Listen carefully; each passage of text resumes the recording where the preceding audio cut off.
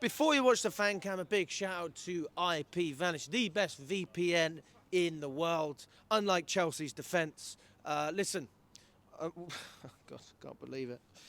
I'll tell you what, honestly, I'd recommend getting VPN, but not if you want to watch these games. Jesus Christ. But it is a great VPN. You know, all the 3 o'clock kickoffs that you can't usually watch, that's where you need it. IPVanish will sort you out.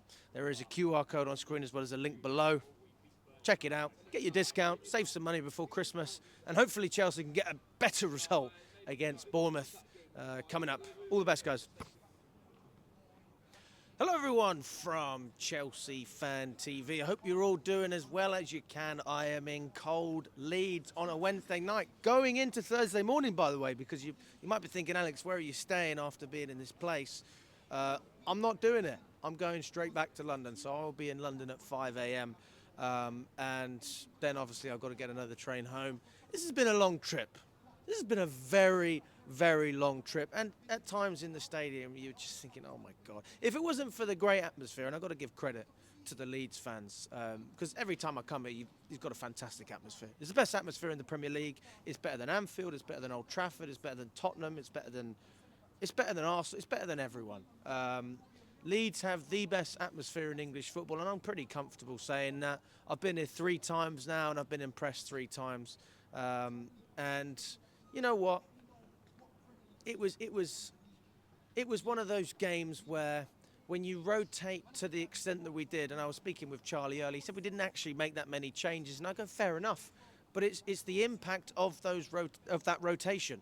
Key players who were involved against Barcelona and Arsenal, who are no longer involved, and you think you're going to play the same way. It's not even about playing one way against Arsenal and one way against Leeds. It's the fact that you have different personnel as well. So obviously they're going to be able to offer different things, or not offer things, which we saw from certain players as well.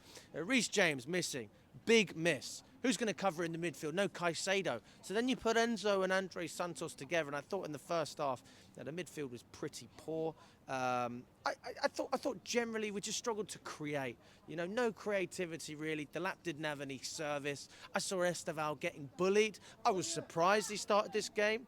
I was kind of happy in a way, because I thought Neto's getting rested. He deserves the rest. But of course he has to come back on, because we're capitulating.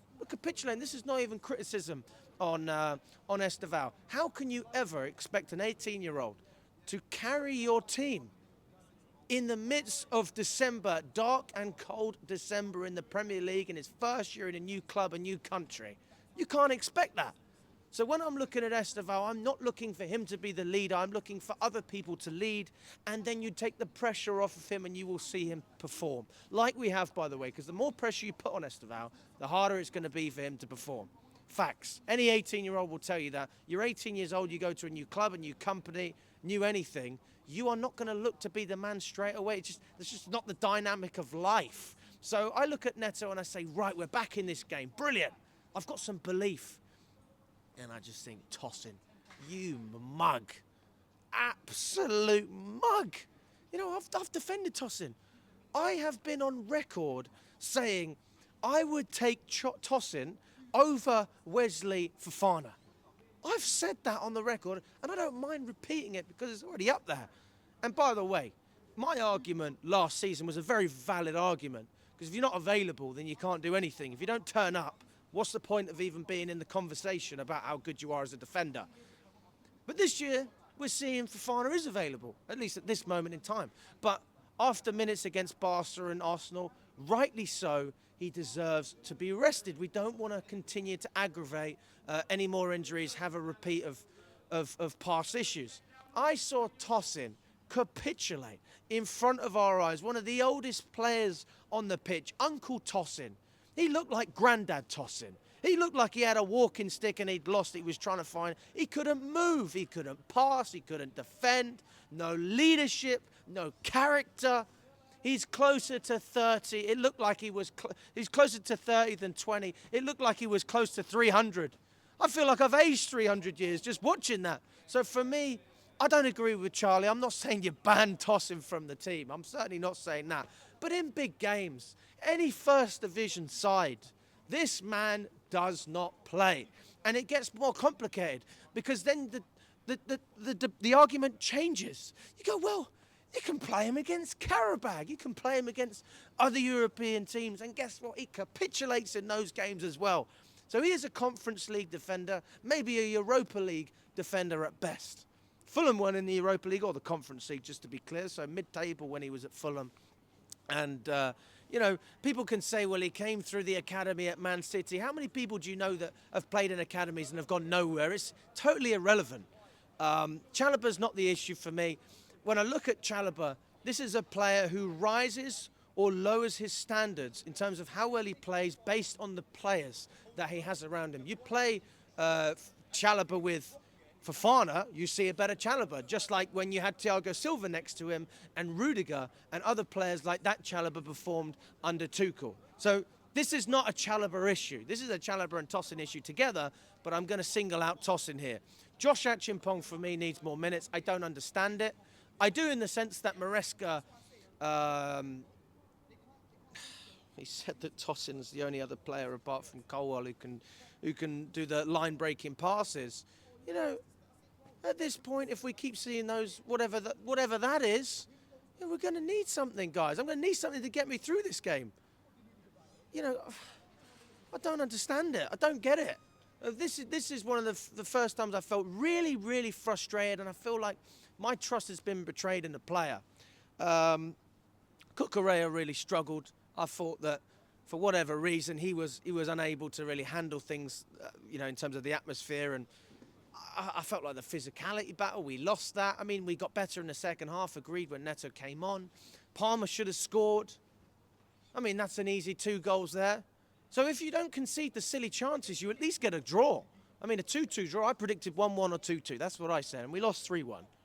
Is that on the manager, what Tosin did for the goal? Is that on the manager? I don't think so. I mean, you could say it was on the manager to select him. That's a debate, but he's on the pitch. Okay, fine. Let's do the basics well. Delap needs more service. I need to see him have a run of games. I will not be critical of Delap as a player coming from Ipswich in his first season, expecting him to score 25 goals in a season. But I do expect to see more. I do expect to see more link-up. I expect to see more shots on target. I expect to see you create. All right, make things happen, whether that's with your runs or your hold-up play, like whatever it is. But yeah, Esteval for me needs a rest.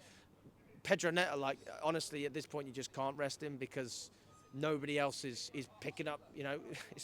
He's the only one who's shown a bit of character. You know, when I saw Pedro Neto complain to the linesman, I thought, don't just have a word with him. Give him some, Pedro, give him some, mate. Come on. These fucking referees, they are just terrible. But that doesn't take away the fact that we were terrible as well. I'm lost for words. You know, when we come here with Tuchel, it was different.